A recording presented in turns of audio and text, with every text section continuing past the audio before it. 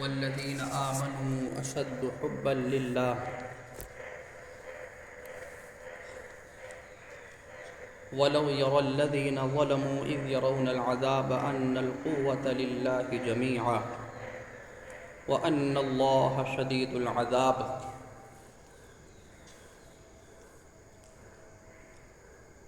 لفظ اللہ اکبر کے معانی کو بیان کیا جا رہا ہے۔ اس کے چند معانی ہم نے سیکھنے کی سعادتیں حاصل کی ہیں۔ اس کے معانی جو بیان کیے گئے اس سے پہلے وہ یہ تھے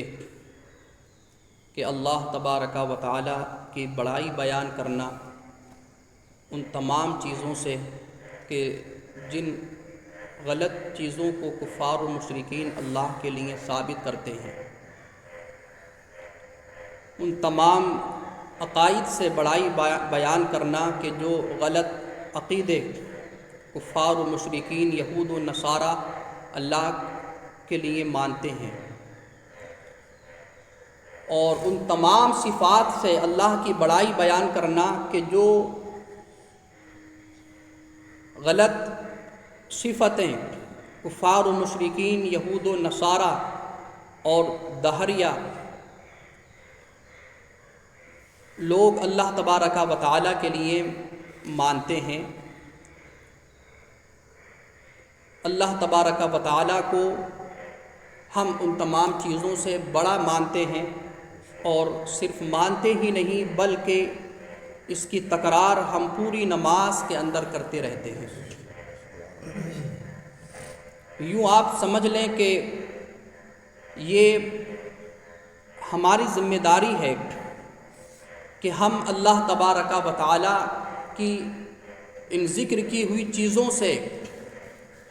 بڑائی بیان کریں۔ اللہ اکبر کا معنی ہم ذہن کے اندر یہ لے کر کے آئیں، اللہ بڑا ہے ان تمام چیزوں سے کہ جو بری چیزیں کفار و مشرکین اللہ کے لیے ثابت کرتے ہیں۔ تو یہ ہماری مومنین کی ذمہ داری ہے کہ وہ اللہ تبارک و تعالیٰ کی بڑائی اس نظریے سے اور اس اعتبار سے بیان کریں، اور یہ ہماری خوش نصیبی ہے، سعادت مندی ہے کہ اللہ تبارک و تعالیٰ نے ہمیں یہ توفیق بخشی اور ہمارے حصے میں اللہ تبارک و تعالیٰ نے اپنی بڑائی کو بیان کرنا لکھا ہے۔ ہم اپنی نماز کی ابتدا بھی اللہ کی اسی بڑائی سے کرتے ہیں، اور رکوع میں جاتے وقت، سجدے میں جاتے وقت، سجدے سے اٹھتے وقت اور پھر جاتے وقت، تمام ارکان کے اندر سوائے رکوع سے اٹھتے وقت ہم اللہ تبارک و تعالیٰ کی بڑائی کو اس نظریے سے ثابت کرتے ہیں۔ تو ایک تو اللہ اکبر کا معنی یہ ہے، اس کو آپ نماز کے اندر لانے کی کوشش کریں، اور اس کی پوری وضاحت جو ہے وہ پرسوں کے درس میں کر دی گئی تھی، اس کی بھی ریکارڈنگ جو ہے وہ موجود ہے، اور کل بھی اس کے بارے میں کچھ گفتگو کی گئی تھی۔ آج جو بیان کرنا ہے وہ یہ ہے کہ اللہ اکبر، اللہ بڑا ہے، تو پھر اس سے اور کیا کیا معنی نکلتے ہیں، پھر یہ کہنے کے بعد اور ہمارے ذہنوں کے اندر کیا کیا باتیں آنا چاہیے اور کیا کیا مفہوم آنا چاہیے۔ تو ان مفہوموں میں سے ایک مفہوم یہ بھی بیان کیا گیا ہے جو قرآن سے ہی ثابت ہے، والذین آمنوا اشد حبا للہ،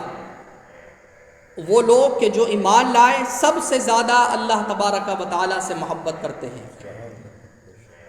ہماری سب سے زیادہ محبت اللہ تبارک و تعالیٰ سے ہے۔ یہ لفظ اللہ اکبر کو ادا کرتے وقت، اس کو بولتے وقت ہماری محبت کا اظہار ہونا چاہیے کہ اللہ بڑا ہے، تو پھر ظاہر سی بات ہے کہ بڑے سے سب سے زیادہ محبت ہوتی ہے۔ تو ایک نمازی سے یہ بھی اعلان کروایا جا رہا ہے کہ تم اللہ رب العزت کی بڑائی بیان کرو، تمام نقائص سے، تمام عیوب سے، تمام کمزوریوں سے اور تمام ان باتوں سے جو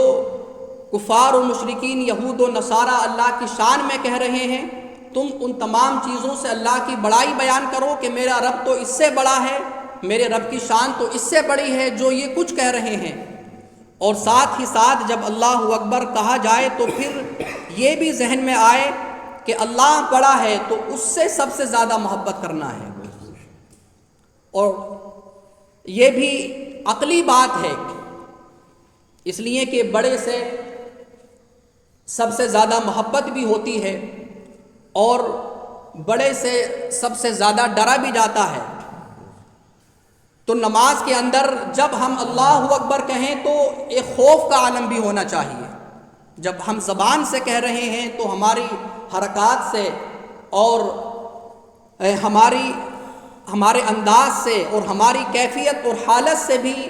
یہ ظاہر ہونا چاہیے کہ اللہ تبارک و تعالیٰ کے خوف میں ہم ڈوبے ہوئے ہیں، اور اللہ تبارک و تعالیٰ کے جلال کو اور اس کے قہر و غضب کو بھی ہم اپنے ذہن میں رکھے ہوئے ہیں۔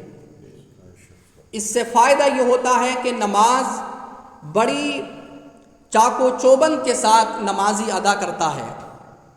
اور بڑے اللہ تبارک و تعالیٰ کے خوف کے ساتھ اور خشیت کے ساتھ وہ ادا کرتا ہے، اور یہ معنی بار بار جو ہے اس کے ذہن میں آتا رہتا ہے، تو پھر پوری نماز ایک خوف خدا کے ساتھ ہوتی ہے اور پوری نماز خشیت خدا کے ساتھ ہوتی ہے۔ اس لیے کہ یہ جو تنبیہ ہے یہ بار بار اس کے سامنے کی جا رہی ہے، نماز کی ابتدا میں کر دی گئی، رکوع میں جاتے وقت یہ تنبیہ جو ہے وہ کی جا رہی ہے، اور پھر سجدے میں جاتے وقت، سجدے سے اٹھتے وقت اس کو یہ تنبیہ کی جا رہی ہے اور اس کو بیدار کیا جا رہا ہے، اللہ اکبر۔ تو ہر جگہ اس کے ذہن کے اندر اللہ تبارک و تعالیٰ کی بڑائی حاضر ہو اور اس کے ذہن کے اندر اللہ تبارک و تعالیٰ کا خوف اور اس کی خشیت ہو، تو نماز یہ بڑے ہی خشوع اور خضوع کے ساتھ ادا ہو جاتی ہے۔ اور دوسری چیز جو بیان کی گئی کہ سب سے زیادہ محبت اللہ تبارک و تعالیٰ ہی کے لیے ہو، یہ بھی لفظ اللہ اکبر کا معنی ہے، اس لیے کہ جب اللہ بڑا ہے تو پھر ساری چیزوں سے سب سے زیادہ اللہ تبارک و تعالیٰ ہی کی محبت ہونا چاہیے۔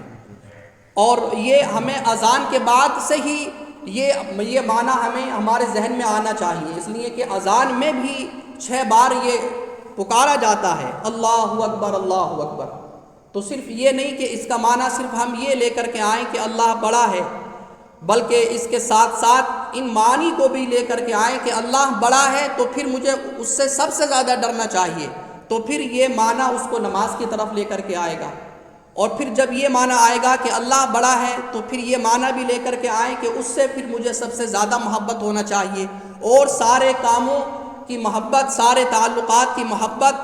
سب جو ہے وہ نیچے ہیں، ان کا درجہ بعد میں ہے، سب سے اوپر اللہ تبارک و تعالیٰ کی محبت ہے، سب سے زیادہ اللہ کی محبت کو فوقیت دینا ہے، اسی کی محبت کو ترجیح دینا ہے۔ تو پھر یہ لفظ